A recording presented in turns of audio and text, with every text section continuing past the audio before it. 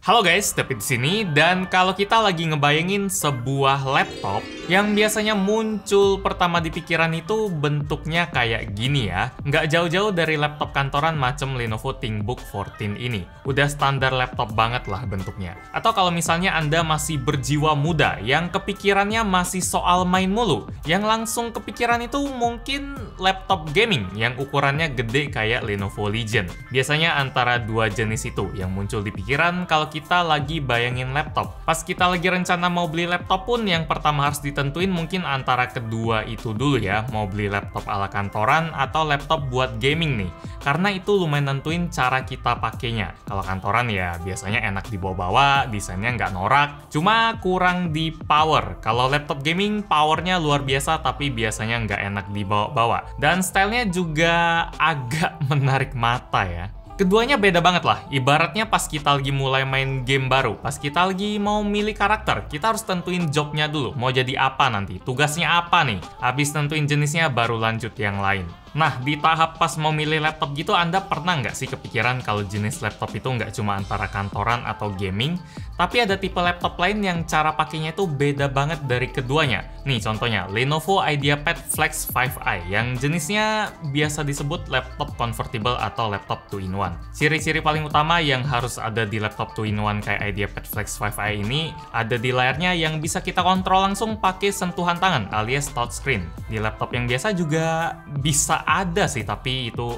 harganya udah pasti mahal banget. Beda sama IdeaPad Flex 5i ini yang harganya nggak sampai 10 juta. Kalau laptop gaming kayaknya belum ada yang touchscreen. Terus ciri-ciri lain dari laptop 2-in-1 ada di namanya. 2-in-1, dua fungsi jadi satu. Fungsi pertama ya tentu aja sebagai laptop biasa. Kalau ini nggak usah banyak dijelasin lah ya. Kalau fungsi kedua, layarnya ini bisa dilipat sampai 360 derajat berkat sistem hinge khususnya, biar si laptop bisa kita operasiin sebagai tablet juga. Kan udah touchscreen, mubazir banget kalau jadi laptop doang.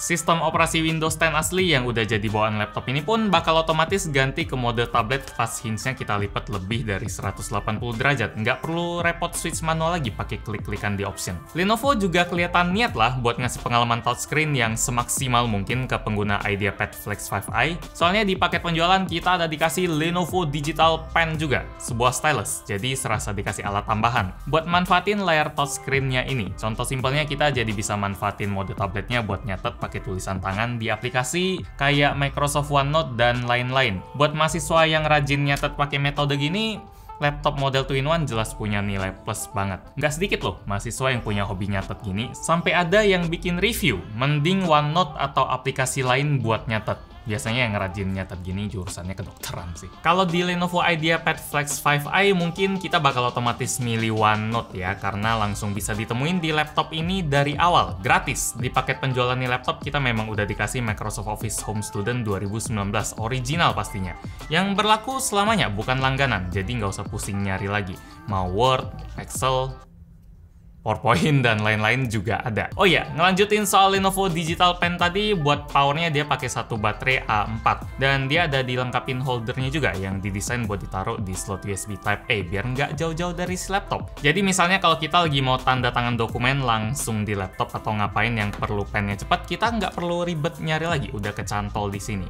Terus apalagi ya? Fungsi stylus. Kalau buat ngegambar, bikin ilustrasi secara profesional buat saya kurang cocok sih, karena color gamut layarnya ini nggak terlalu luas, 45% NTSC. Jadi lebih cocoknya kalau misalnya Anda pengen bikin ilustrasi sampai di level sketsa aja. Atau coret-coret cari ide, brainstorming, kalau itu silakan mainin dah layar 14 incinya yang punya resolusi Full HD. Asik kok, layarnya gede dan bezelnya juga termasuk tipis buat kanan kirinya, jadi ruang buat cari ide bisa kerasa lebih lega. Mungkin nama IdeaPad ini keinspirasi dari fungsi buat coret-coret brainstorming ide di laptop ini kali.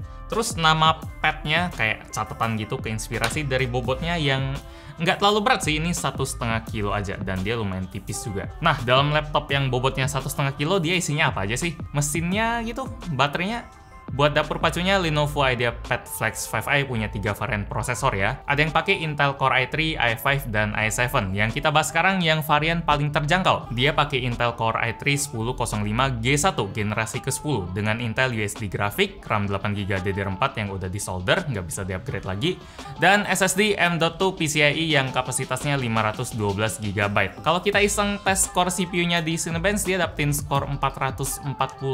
Nggak heran sih. Kalau kita main game juga baru bisa enak mainin game ringan aja kayak Fall Guys. Itu pun kalau di settingannya diatur ke yang paling rendah di resolusi 720p.